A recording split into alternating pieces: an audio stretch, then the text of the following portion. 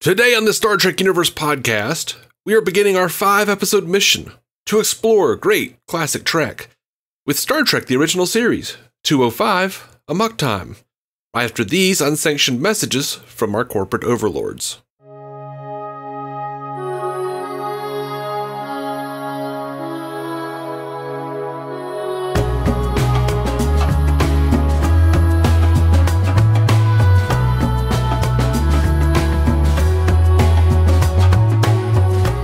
Welcome to the Star Trek Universe podcast, the podcast where you get to listen in on the continuing Star Trek conversation that two lifelong friends have been having since they were 5 years old. My name's Matthew Carroll. I'm David C. Robertson. I really enjoyed your intro today, Dave. Thanks, man. Our 5-episode mission. I liked it a lot. So this is our first in our series of the top 5 as voted on by Star Trek Universe podcast listeners.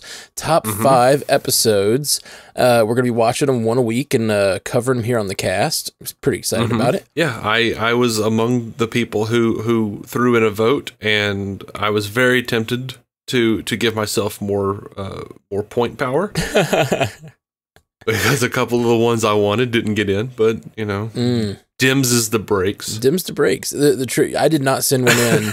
Truth be told, I've seen a lot of the original series and I know a lot of it, but like I don't know. I have a really hard time ranking episodes in general, and I couldn't really name which ones are my favorite. So I was like, I'll let the listeners. I did write you and say, put me down for 5 Spock's brains. I ignored that thusly.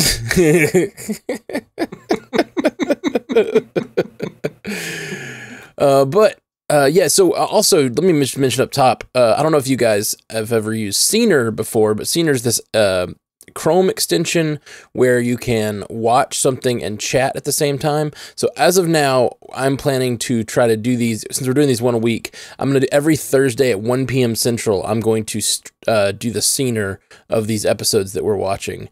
So if you guys want to join in, it would be neat. What's the next episode after? We're doing Amok Time today, and what's the next one? The next episode would be Space Seed. Ooh, I know that one well. Yeah, that'll be great. All right, well, so if you guys want to join next week, we'll be doing Space Seed Thursday, 1 p.m. Central, and I'll put that link in the show notes right here, so you can follow me on Scener and join us, or join me as I watch those. Yep. Let's get into Amok Time. All right, the synopsis that comes to us from Memory Alpha. Suffering through his first infliction upon farr, the Vulcan biological mating urge, Spock must return to Vulcan to marry his betrothed, or he will die. However, when the Enterprise arrives at Vulcan, complications at the ceremony may endanger Captain Kirk as well. And this was the season premiere, by the way, of season 2. Oh, interesting. It was the 5th episode in production, but it was the first one they aired. Huh. Yeah, it's interesting. I invited people I was like, hey, we're going to be watching the best of Star Trek Original Series. If you never watched it, this might be a good time to jump in and watch it with me. And then I watched this episode. I was like, maybe this isn't the greatest first episode because it's so steeped in who Spock is as a character. You know what I mean? Well, I mean, look, man, this was the first time we'd seen Vulcans outside of Spock. This was the first time we got the live long and prosper hand gesture. This was a lot of firsts for Vulcans and for Spock. Yeah. Yeah, absolutely. It's a huge episode. I was just thinking, like, if you don't know who Spock is as a logical Vulcan, this episode is an interesting entry point to the series. I feel like Spock at this point is enough of a cultural icon. He's totally enough of a myth or whatever where everyone knows he's very logical and Kirk is not. Yeah. I agree completely. I liked it a lot. I thought the acting was just wonderful from everybody. Good. I thought that Nimoy is very subtle, very good, and Kirk, for as much shit as Shatner gets, I just love how he acts with his eyes And I love some of the like quick change emotions that he can flash across his face so well. When he asks Spock like about, oh, you mean biology as in reproduction, and Spock confirms it, there's just this flash of a laugh on Kirk's face that like is so subtle. It's wonderful because he's trying to take it so seriously, but it's like Kirk always has his inner life. He wears his inner life on his face, but it's very subtle. I love Shatner's acting in this. I think it's so good. And that conversation between both of them was just was great for how much subtle emotion was going on. Absolutely. Because when he's like, what kind of biology? Just the irritation when Nimoy's like, Vulcan biology. He's just, there's like embarrassment, there's like rage, there's like, there's so much there. There's no need to be embarrassed about it, Mr. Spock. It happens to the birds and the bees. The birds and the bees are not Vulcan. It's interesting too, like everyone looks at the Vulcans as this like, paragon of logic and like this example to be followed. But this is like, I wrote in my notes, toxic Vulculinity. when he's standing before T'Pau and she says, it is said your blood is thin. Yeah, your Vulcan blood is thin. Are the Vulcan or are the human? Yeah. Oh, I loved it. I loved it too. Because he is half human and I love the subtlety of that too. Like they don't mention he's half human in this, I don't believe. And I guess so part of the way through this episode, I was like, why in the world would he not have planned for this? Right? Like why? But then now that I think about it, he is half human. So like maybe he wasn't sure he would experience it the same way or whatever. I don't know if there's a lot of other half Vulcan, half human in the universe at this point. That was open to intense debate when Enterprise came out and Trip and T'Pol had the first half-breed, as they put it. So, yeah, I don't know. People were very attached to the fact that Spock was the first, but I saw no real reason for him to be necessarily. Yeah, he just said I had hoped I would be spared this. Yeah, I mean, I guess there's no like, it's never stated, I guess, so it doesn't really, it's not like a problem, but yeah, I can see why people would think that, because it is, I thought he was like the first crew member, or what was he the first? Wasn't he the first like Vulcan crew member on a Federation vessel or something like that? Wasn't there some first like that? If it's stated anywhere, I don't remember it. Okay, I seem to have that same memory as well, but I don't remember why I think that. Yeah, and given T'Pol, it's like it seems doubtful, you know. But you know, another thing that they sort of pushed forward in Enterprise a whole lot, and they pushed in the original series definitely, and you can see it here is. Vulcans keep this stuff private. They don't want people to know about it. Right. Yeah, absolutely. It's intensely embarrassing for them. So, you know, if there had been another half Vulcan, half human, and they did go through Farr. Or a full Vulcan. Who knows? Maybe that other half Vulcan lived on Vulcan. Right. Yeah. So, I mean, who would know? Yeah, exactly. Well, and that's what I'm getting at, I guess. Like, this, I feel like, is an episode where we really get the idea that, like, this Vulcan, help me out, is it Kolinar? That's their religion, right? Well, the Kolinar discipline is when they, it's a very specific, it's a very specific ceremony. Thing. Like what's the religion called? They have, like, an overarching thing they call the religion, right? They just believe in the teachings of Surak. Okay. But, you know, as far as the Kolinar, that's a specific discipline that I get the feeling that most Vulcans don't necessarily attain.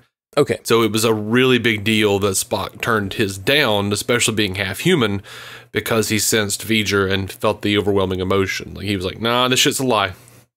Something else going on. I gotta go back to Starfleet for a second. in motion picture, but right. Well, what I'm getting at is I feel like we get the idea here, the pride of the Vulcans and the sort of like rejecting of like in the shame that they have around farr. There's a bit of a like lack of logic to that. That's just like more of a denial of truth and denial of their own biology. Absolutely. And I find that fascinating, and like very true to the world we live in. It's just, I just found it really interesting. And it just seems to be like sort of questioning the idea. I think even at this point when this episode came out, it seems like Spock was getting his own sort of like followers, because there's all these young kids watching like, oh yeah, I'm more logical. Like that's me. I connect with this Spock character. I'm not driven by emotion. And I also find that interesting. Matthew Fox from the Superhero Ethics podcast was doing the live watch with me, and he was like, this episode was why all young teenage boys fell in love with Spock, like they connected with him, because it is like, especially for a kind of a geeky, nerdy teenage boy who like believes themselves more logical, and like then they're fiery, maybe like jockey friends or like people at school, and then they still have this drive, this sexual drive that they like feel ashamed of, and it reminded me. Have you seen any of Big Mouth? No. I've seen bits and pieces, and it just didn't seem like my kind of thing. Right. I've only seen a couple episodes, but the sex monster. And like his shame of the sex monster or whatever, like that reminded me of this episode. Farr as like Spock's sex monster that he has to. It's very connected to that sort of Big Mouth idea. I mean, as pertinent as it is today, it was even more so, I think, in the 60s. And as a teenager, like, how like when up until probably early 30s, whenever I thought of like, the biological call, as one might call it, but especially in teenage years, like it really is like I would just envision Spock over in the corner with his eyes rolled in the back of his head, like he, do not speak with him, Kirk. He is deep in the plaque towel, the blood fever. Yeah, that's a pretty apt description. You're just like. It's like, oh, thank God no one's doing a CAT scan of me. There would be nothing but like semen in my brain right now. Just no, yeah, it's a thing. It's a thing. Adolescent men having that drive for the first time, and like, it overwhelming all of their logic. Like it's such an obvious metaphor. You know what I mean? Like that, it's like, yeah. I see it. So thank you, Matthew Fox. That was very good feedback there. It's absolutely correct. But overall, I just thought this episode was cool. I think some of it doesn't really hold up in the, like, some of it doesn't make a lot of sense, like the giving him the drug. So you have this version of Spock that's lost all control, who's ready to murder. And the way that you protect your captain is giving him a thing that makes him fake death, but like, how do you know that's going to fall at the exact right moment? You know what I mean? And it's like, if Kirk had been in on the plan, maybe it would have been better, because he could have like, oh, I'm going to fake my death here and let my whatever. But like, it was a little strange. Like, how do you know Spock's not going to just choke him out a little longer, Yeah, they didn't. That's why McCoy like ran over as quickly as he did and was just like, it's over or whatever, because they didn't know. Oh. Like they only knew that it was a battle to the death, and that the Vulcans would be sated as long as one of them was dead. So as long as he could get over there and stop it, they even hung a lantern on it when Spock came back in sickbay, and they were like, yeah, I don't know. I just snapped out of it. I didn't even want to pring anymore after I killed him. It's a really weird turn for that, by the way. Like this whole thing makes sense, and with that sort of metaphor we're talking about, I did not remember that they don't know that the killing of Kirk will get him out of the trance or whatever. Like, because up until that point, it's been explained to them that like he has to mate Yeah. And he will either mate or he will get a challenger and he will kill and then mate. And that's how he will break Ponfar. And then it turns out you have to either mate or kill. Like, that's such a weird, dark thing. And if you follow that through with the metaphor, it gets a little dark quick. Oh, yeah. But it also reminds me of, like, of sociological ideas where they talk about how, like, in certain cultures, one of the things that marks likelihood of war in a culture is marked by, like, an imbalance in the number of women and men. Have you ever heard that? Yeah. It's crazy.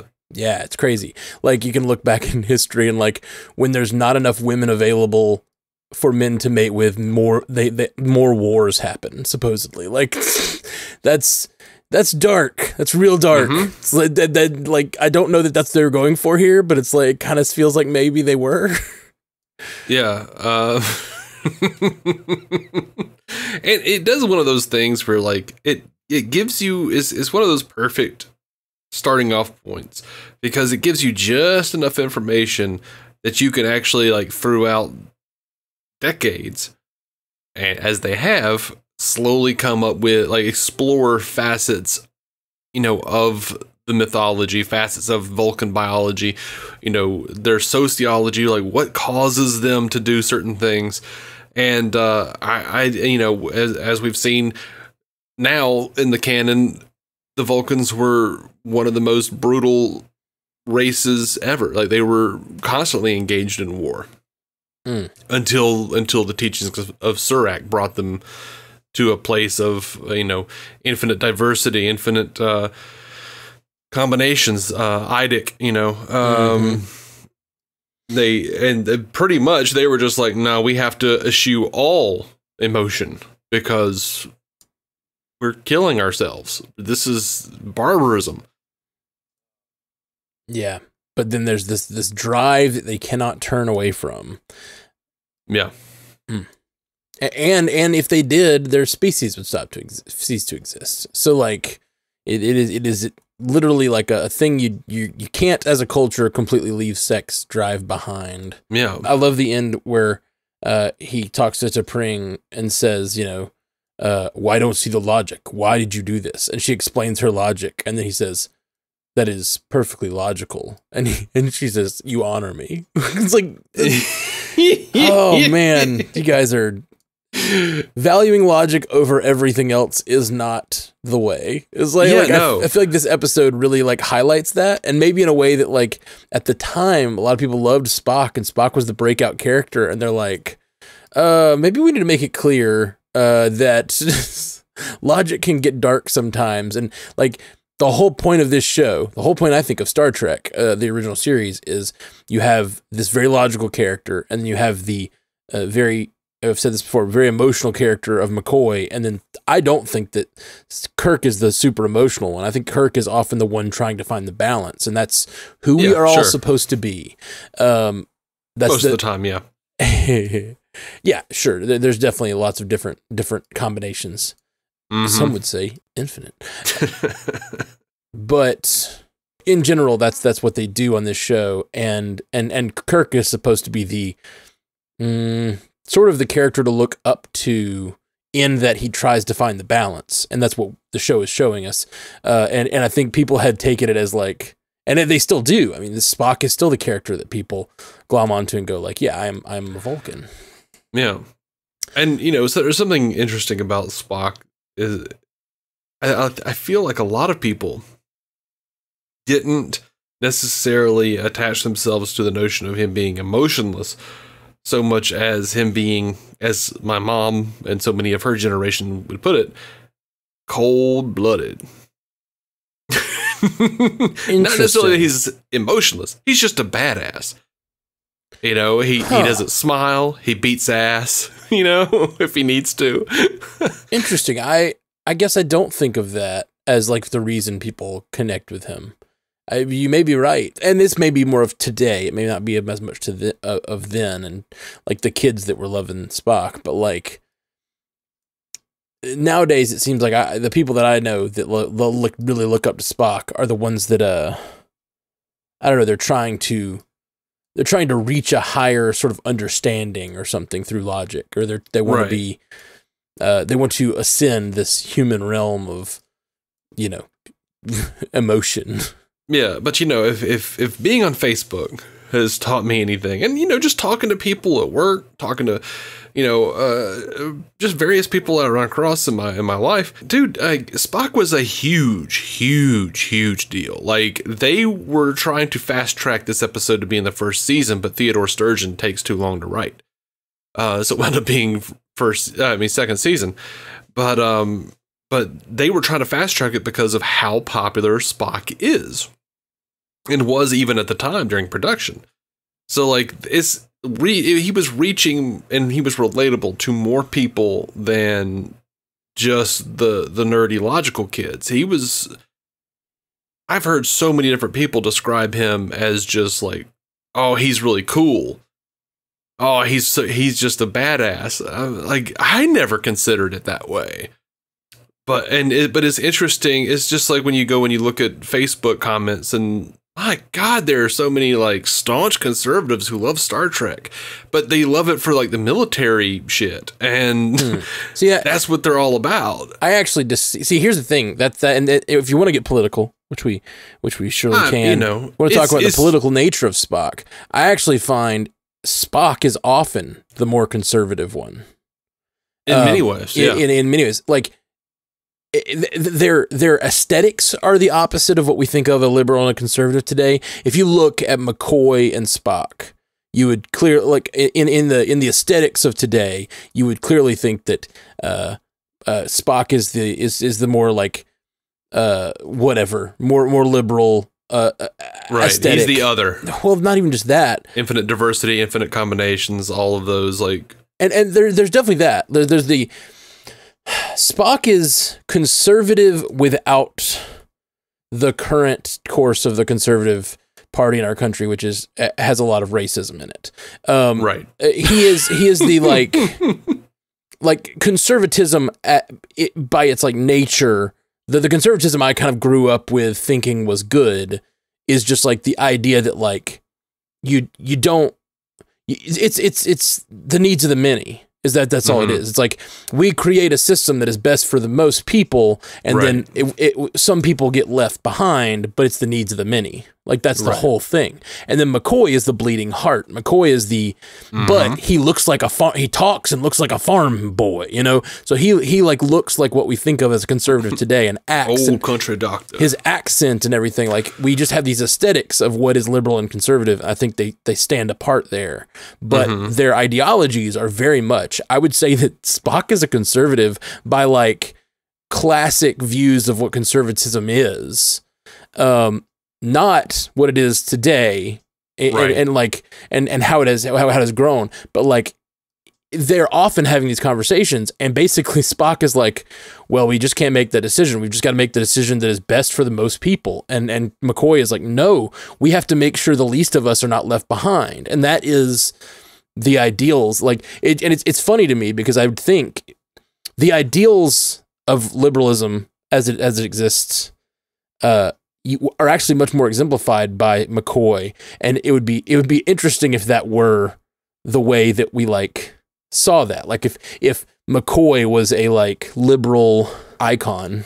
Yeah, and here's the thing though: is the characters don't fall into those paradigms perfectly. You know, McCoy hates progressiveness. He hates change. He would rather waste fuel flying somewhere than use a transporter. Let's see how it scrambles your atoms. Now you're talking about progressive versus like holding things back or whatever. Which yeah, I mean, I'm looking at party lines and what they toe. You absolutely, know? Absolutely. And that's exactly what I'm talking about, was the difference between classic, like the classic view of conservatism, which is like whatever, small government and shit, versus what it is today, which is like resist change at all costs. And that is very much where that party is today, but it's like, that's not who Spock is for sure. So that part of conservatism is not what I'm talking about. Yeah. Yes. So I guess I'm not surprised. You were saying you're always surprised at like conservatives that love Star Trek or whatever. I don't think they love it for the war. I actually think that they like would very much connect with Spock on many of the things he says, you know? Yeah, possibly. The cold logic of the free market, you know? Yes, some people will die, but we will all be more successful. Like that's their idea. Yeah. And also Star Trek is an example of here are tough decisions here to be made. A, you know, more conservative person and a more liberal person and perhaps a moderate. They all discuss it. And then in 43 minutes, they've figured it out and they've moved on with their day. Yeah. Yes. And that's not how it ever works in real life. That's the true, like, optimistic ideal behind the show, I think, is the idea that, like, people can be in such disagreement and they can still grow to care for each other and, like, and work out actual problems. That is, I wish that we did that more in the real world. Yeah. But, you know, the original series is also pretty good about they will get out of a scrap and they'll kind of work things out. And then there's a general attitude among the crew that, well, we haven't figured it out, but we're not perfect. And, well, we'll keep working at it. Yeah. We'll see where this hits us in 15 years or whatever it is. Yep. Yep. That's exactly right. And we don't have that today. Anyway, that's not really what this podcast was supposed to be about today, about like how this exactly connects with our world today, but it does. And I mean, so much of Star Trek does. And I love looking at these shows through that lens. Yeah. Here's a thing that I was very pleased with, because if you recall, T'Pau, a younger version of T'Pau shows up on Enterprise. And I just wanted to go back and look at her and how she acted and how that fit in with what they did on the original series. And, you know, not terribly well, but you know, you're saying there's 200 years between, you know, if I'm in a new place for a weekend, my accent changes. So that's fine. What was interesting is we saw a number of Vulcans on this Enterprise clip that I was watching, and some of them were fairly emotive. And I remember that was a big criticism of Enterprise. And sure enough, I went down in the comments and tons of people complaining about Vulcans being emotive. Mm-hmm. And it was just made me think, like, man, T'Pau, who is like, as Kirk described her, all of Vulcan in one package. Mm-hmm. Downright just, she seemed pissed. Oh, they're such super a fair amount. Yeah, she was like absolutely pissed through a number of times in this episode where she's just like, I'm not going to put up with this anymore. I'll forgive one outrage. That's it. Well, see, that's the thing. I think this is the sense we get definitely on Enterprise, and here is maybe the first glimmer of it, is that the Vulcans think of themselves as all logical, but sometimes it's just a way of masking their own emotions. Oh, definitely, yeah. Yeah. It really makes me wonder, like, what some of the writers were doing on that political spectrum we're talking about, because, like, a lot of this seems like just a direct, scathing indictment of, like, conservatism, honestly. Like, that's what a lot of this feels like. It's like, we only believe in logic and what is best for the world to function best. It's not about what we want. But then when really pushed, they're like, don't mess up our culture. You know, like, that's, yeah. And, like, I wonder how much of that was actually at play, or how much I'm, like, putting on that, or how much of that is just, like, in our nature as beings to have, like, to tell ourselves the story that we are, you know. I think they were putting as much of it in as they could while getting away with it on network television. Right. Right. I think they're absolutely. Yeah, I think you're probably right. I mean, that, you know, it might be revisionist history on their part, but that's what pretty much everyone says who worked on the show. Gotcha. So I don't know. By the way, can I say how great it is? Like, when you were talking about this earlier, and I wanted to bring it up.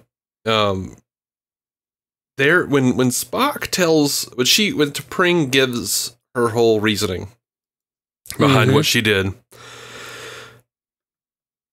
the way Spock says logical, flawlessly logical, there's so much contempt behind him saying it. Interesting. I didn't get contempt. That's interesting. It felt like utter disgust.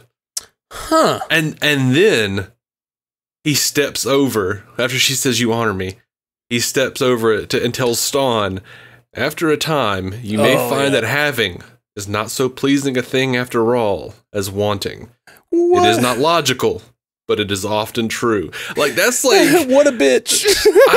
Yes. I had that written in my notes too. I love that line so much. I did not take the logical as him having a lot of seething emotions about it. I guess I was just thinking he was still kind of coming down from his blood fever. But like, yeah, that line of him turning around is such a like, well, fuck you too. Like that moment is so great. Him moving over to Stonn and saying that shit. That is like Spock's very logical, very composed, metered response. But translated, it's, "Did you see what this bitch just did? Yeah. That's what you have to deal with now." Having is not as pleasing a thing as wanting. I loved it. It's not only specifically to her, it was also like, here we go getting into today's politics again. Man, we're getting political today. But this is very much a incel. This is like Spock being the first incel.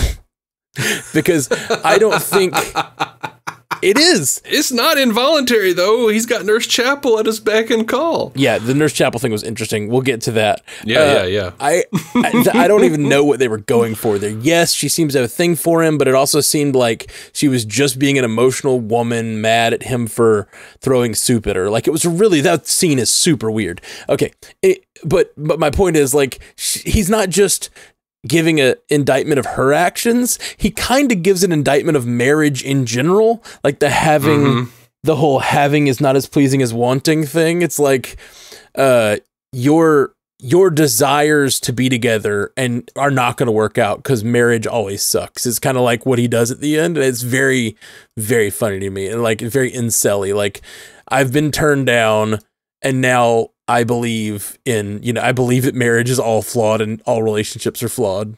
See, I didn't get that. What I got specifically was, you did all this and made me kill my captain. All right, yeah, your plan was logical, but it wasn't ethical. He didn't say that to her. He instead goes to Stonn and says, basically, she a trifling hoe, and she is gonna screw you over if you guys don't line up exactly. Like, she is methodical. So, like, that's how I got it. That's how I took it. Like, she is not a good person. Interesting. I did not take it that way. I took it as him, like, basically being like, "Oh, you don't break up with me, I break up with you." Concept of marriage. Yeah, no, I didn't get that. Like, I don't think Spock didn't want to get married. Right. He didn't. Right. But he was going to, and then when it didn't work out, he like gives this statement about how, I don't know, because he didn't just say like, you should watch out for her. He says like having is better than, or having is not as good as wanting, which means like, yeah, sure, the desire for that seems good, but like I clearly see what it is like, and I don't want a part of it. Is what I don't know. It definitely seems broader than just her to me. Okay. What do you folks out there think? By the way, talking about Nurse Chapel. Yeah, please, let's talk about Nurse Chapel. When he throws that soup bowl and he screams, "It is undignified for a woman to play servant to a man who is not hers." Yeah. And I felt like, okay, I felt bad for Nurse Chapel through this entire episode because they treated her like shit. Sure. All right. Before she goes into the quarters, she even tries to walk away for a second because she sees them coming and realizes she can't. And McCoy is such a dick. He's like, "You never give up hoping, do you?" That is a shitty thing to say, McCoy. That is a really embarrassing and shitty thing to say. And it would be awful to say if the captain wasn't there. Right. Oh, yeah. But the captain was there. Standing right there. Yeah, they're not kind to Nurse Chapel. That is for sure.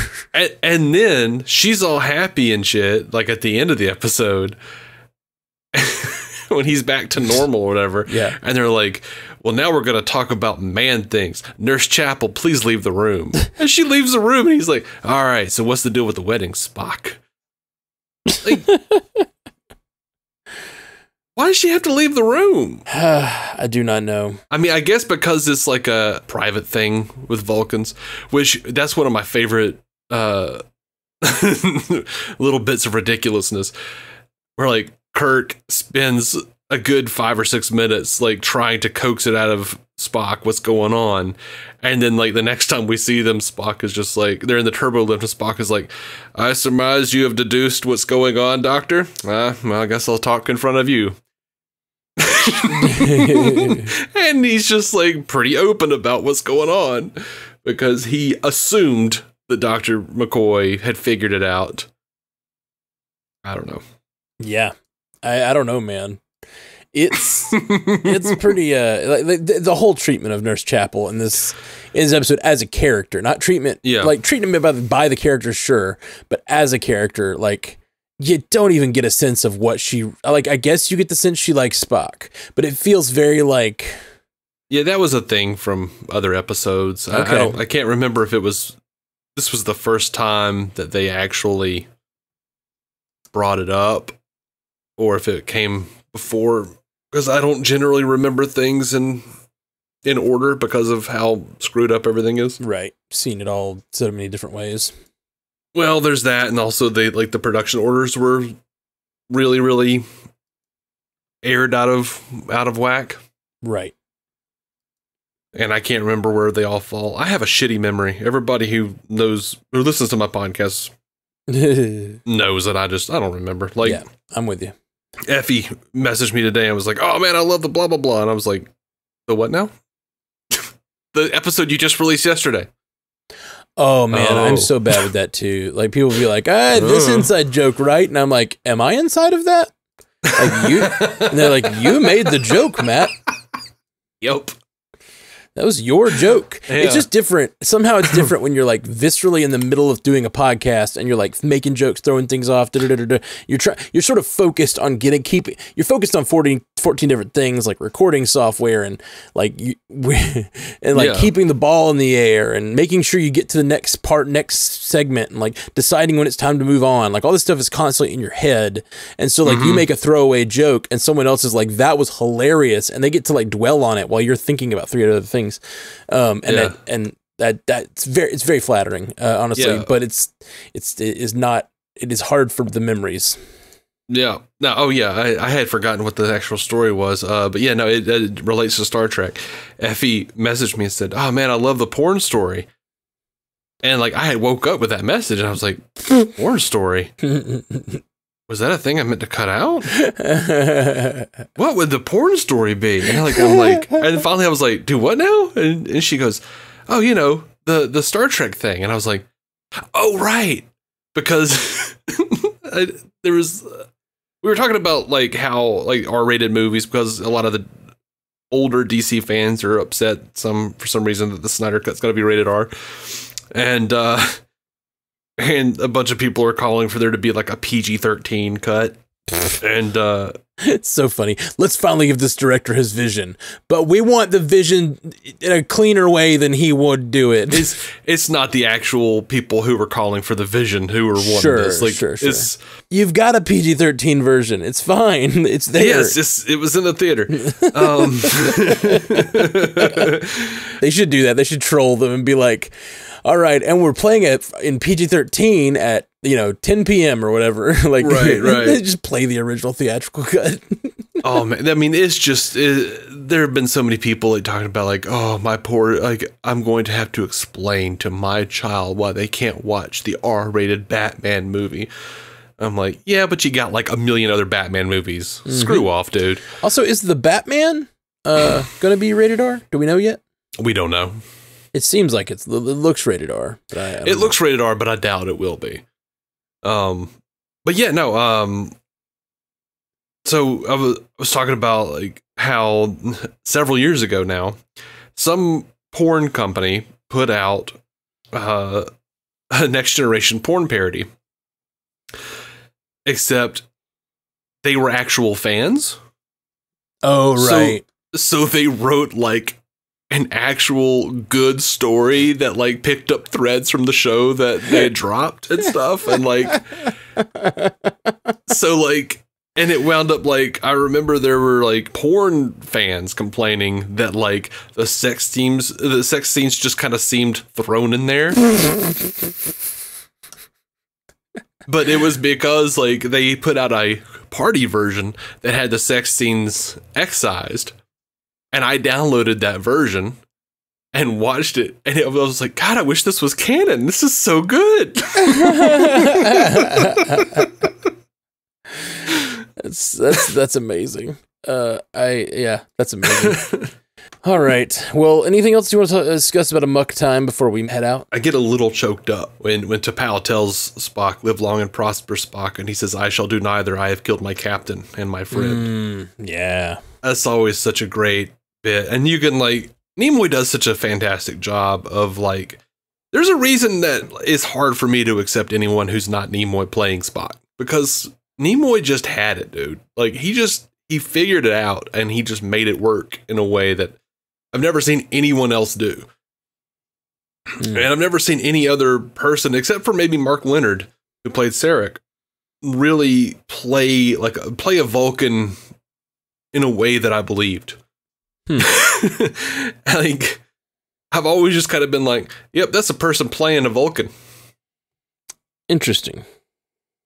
And it's always just this like deadpan, emotionless caricature for everyone but Nimoy and Mark Leonard, I feel like. And maybe that's just me, but that's how I feel. It is what it is, you know. So we got a little bit of, I did put together a little bit of trivia. Oh, cool. I did remember one thing I didn't mention. Sure. The knife in his hand at the beginning of the episode is so creepy. Like, it's super creepy. It's so great. And it's the first real clue of what's going on. And man, I just thought that was really interesting, especially given the fact that it turns out the violence that ends up happening isn't really, he doesn't know at that point that that's the point.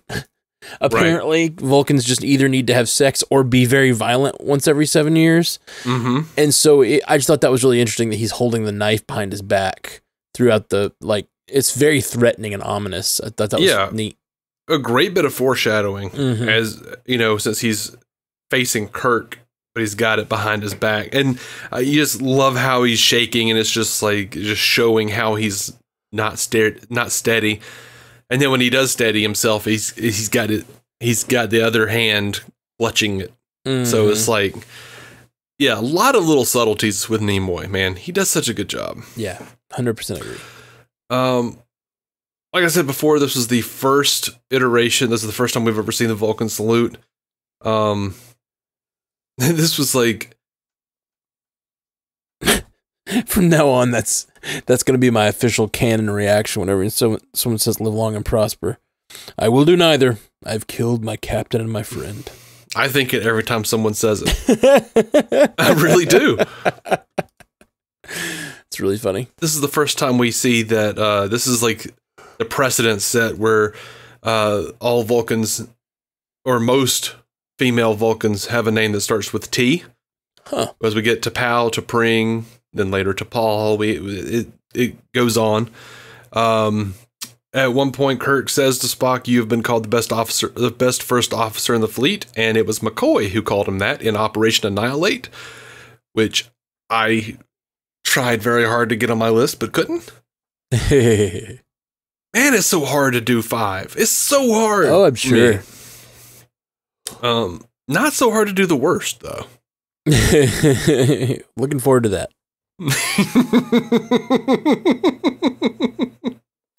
Me and my sister were just like going off like, this one's bad. This one's awful. Oh, what about this one? Oh no.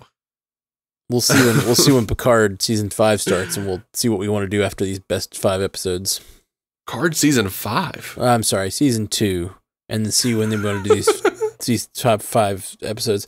Sorry, man. I am, It's okay, man. Having a hard time. Just having a hard time. I get it, man. Yeah.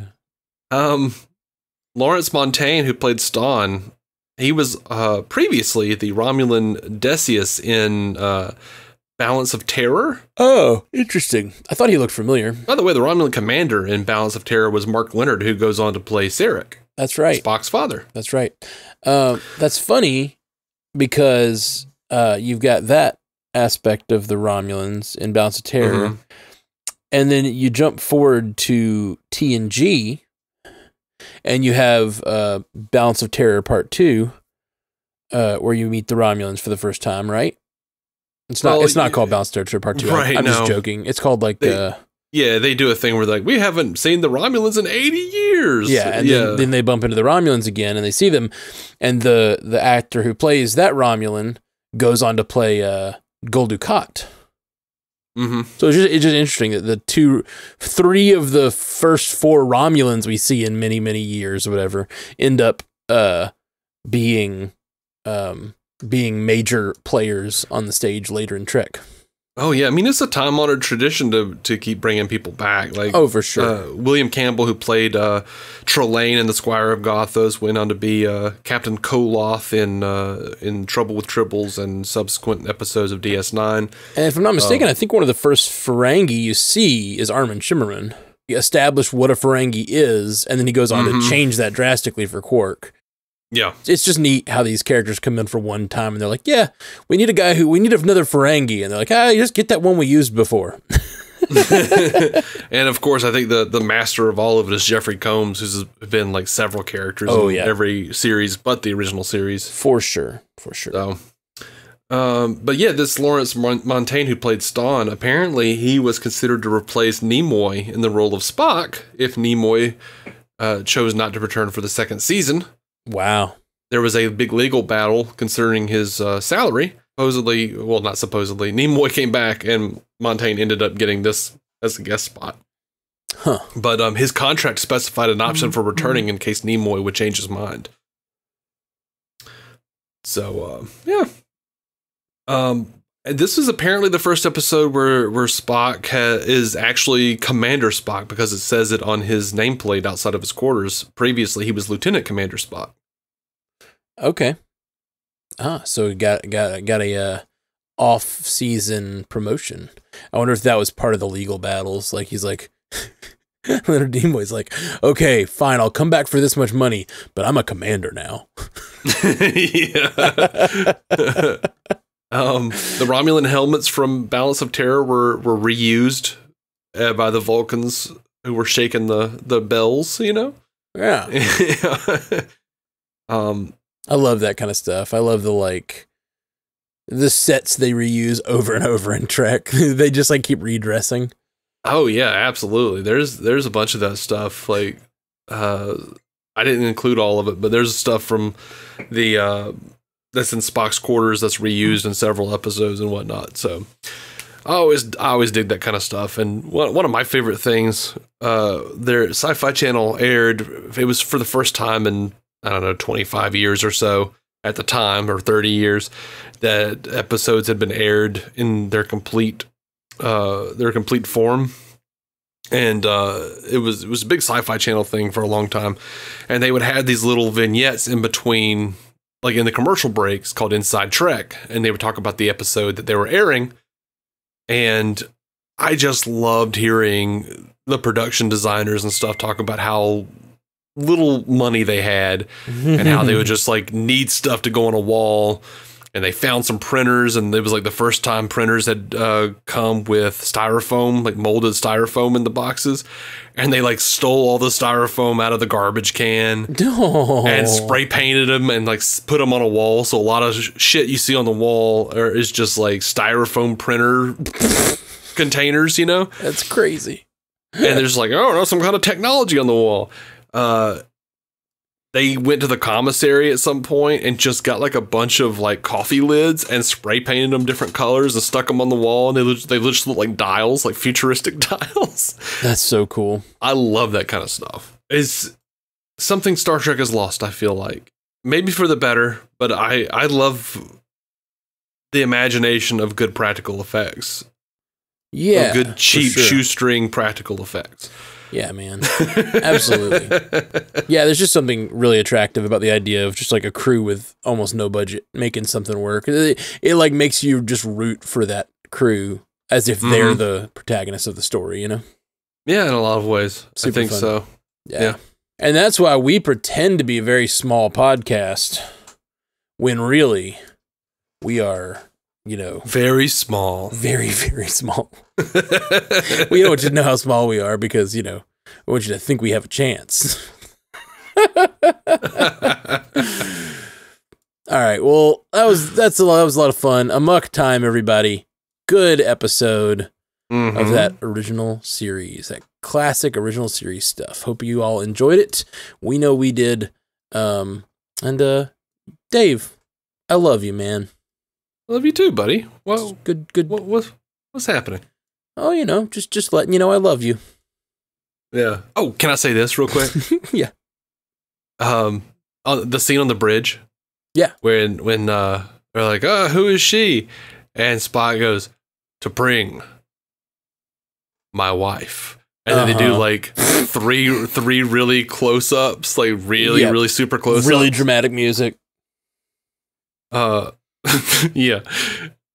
My wife goes, "To pring? To wife? To hail?"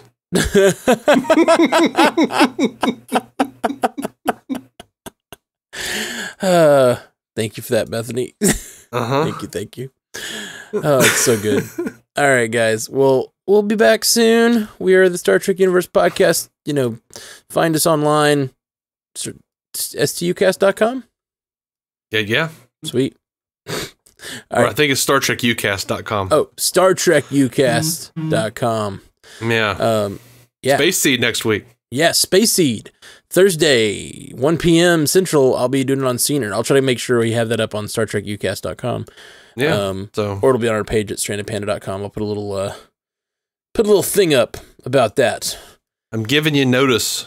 Get your feedback in for this episode. Get your feedback in for Space Seed. Talking to you, Stu. Specifically, Stu. Get your feedback in. Well, he one time told me I didn't do a good job of, you know, letting people know when we're about to record. And I do a really shitty job of that with this podcast because we don't ever know when we're about to record. Yeah, well, when there's not content on, we always intend even when there is. That's true. We were pretty consistent this year with either Wednesday or Thursday. It's our fault, though. Oh, yeah. Oh, fully our fault. Everything is our fault.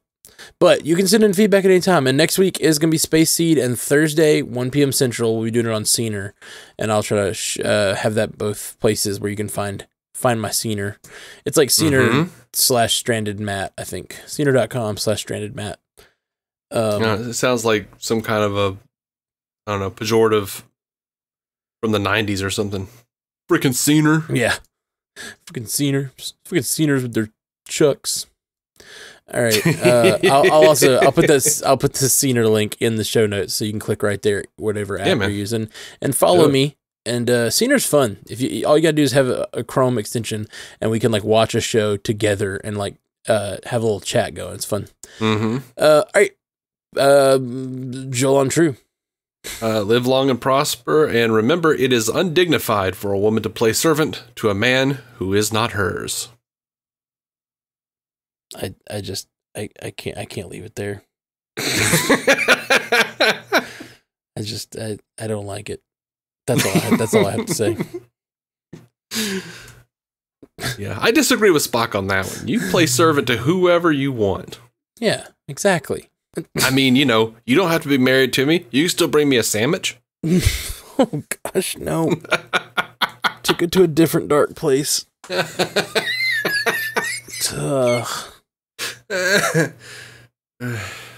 Peace. Thank you for listening to the Star Trek Universe Podcast, a Stranded Panda production.